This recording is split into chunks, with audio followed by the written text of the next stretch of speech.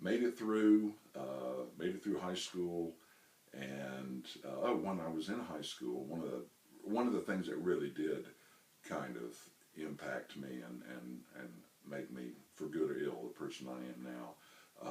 For 2 summers, our church went on missionary trips, and the youth group, and we went to it's not called Papago now, but we went to the Papago Indian Reservation, which is in southern Arizona, about 90 miles. The little town village we were in is about 90 miles from the Mexican border, and the Papagos were native to the Sonoran Desert in northern Mexico, and then migrated up into southern Arizona.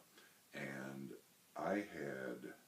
my dad at one point was an insurance agent and had a lot of inner city clients. And so I used to, sometimes I would, like if I was off school or something like that, I would go with him to work. And it basically was going around and visiting different people and either selling life insurance or helping them, when they had questions. And I was pretty familiar with what I thought was poverty, because there was a lot of housing projects. Going to this Indian reservation, I was not prepared in any way for that level of poverty. I'd never seen anything like it. People without running water, people without electricity, huts that they had basically built by, just cinder blocks and things like that. And I didn't know what to think, and it was kind of, in retrospect, it makes really good sense now that we are in a more enlightened society. But when we went out there, the first thing we were going to have Bible school for the children as a way of introducing them to Christianity, and we would go when we stayed in a town called Sells, Arizona, which is the capital of the Papago Indian Nation. And then we would drive each day, sometimes as an hour and a half, to these different villages and have Bible school. How many people? We had about 20. We had the youth minister. We had a guy named Sarge, who was an old World War II cook. He was our cook, because he could cook for a lot of people, because he'd done that in the Army. And then we had 5 adult chaperones. So we had 6 adults and then probably 20 kids.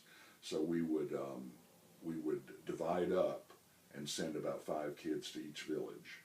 How many villages? We were out there for more than 3.5 weeks, and we took a bus. We chartered a bus. It took us almost 5 days to get there. So we went to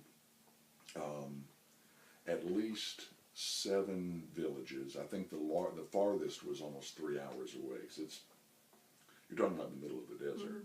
Mm-hmm. But one of the things I was going to say is, when we first would go into the village, the first day, we would go door to door and tell people about, hey, here's what we're going to do if you have children. And the women were very receptive to it, but the men were not receptive at all. And they did not like us. One guy came to the door, and he was talking to us, and when we finished, he turned and he walked to get his wife, and I noticed that he had an ice pick in his hand. So, did you tell him?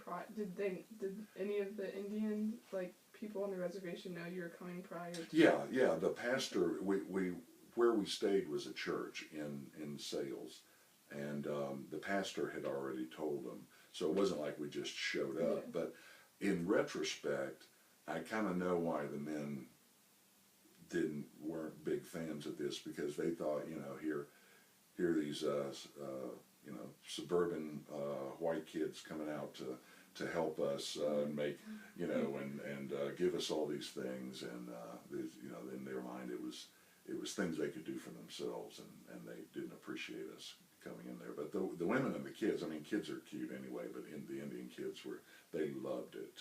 We played all kinds of games.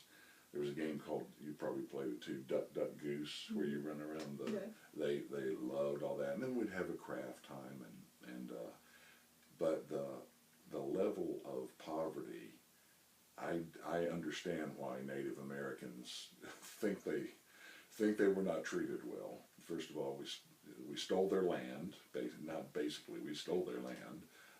We would, when the land suited our purposes, we would give them a little bit, and it always wound up being, you know, in really crappy parts of the country where there's no economic value. And this was before the U.S. allowed Native Americans to do casinos, which is a huge moneymaker for them now, and there wasn't such thing at the time. But that was really, really. I've always loved the desert after that, and that really was a great time for me.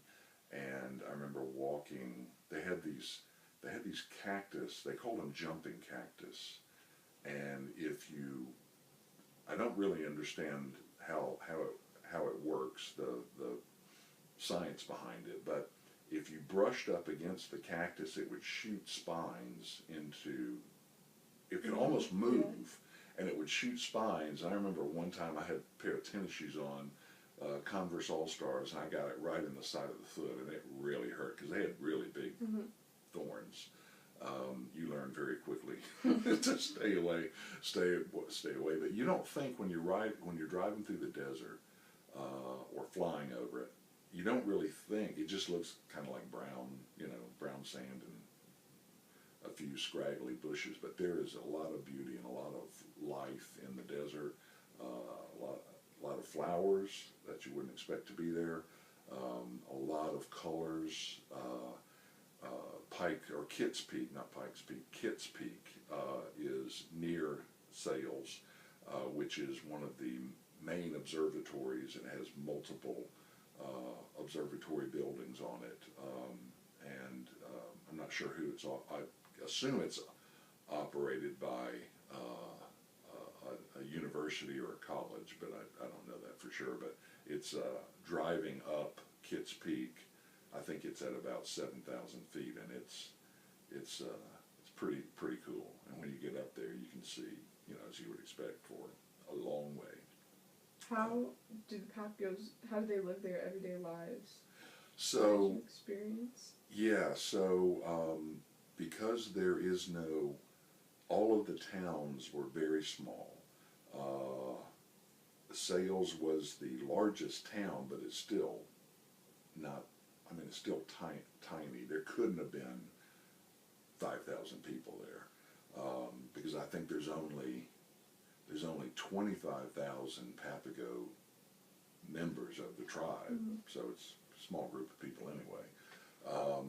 But we had, as far as I could tell, honestly, most of them were on public assistance, hence the poverty. They did have some government jobs.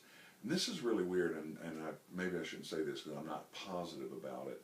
I think that if you wanted to leave the reservation to go and work like in a nearby town, I think you had to get permission to be able to leave. I mean, that's, again, that I may be wrong about that, but that's my recollection.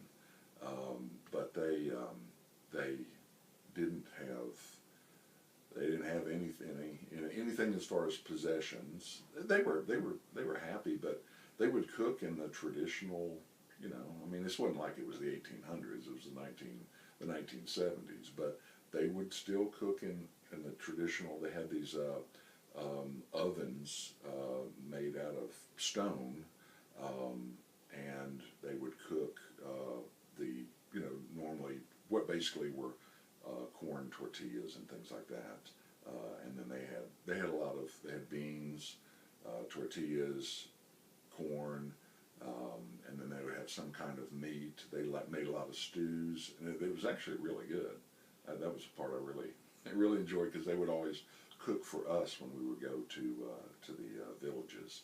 They would cook lunch for us, and that was really good, because it was very, very good, and I guess as authentic as you can get as far as Southwestern cuisine.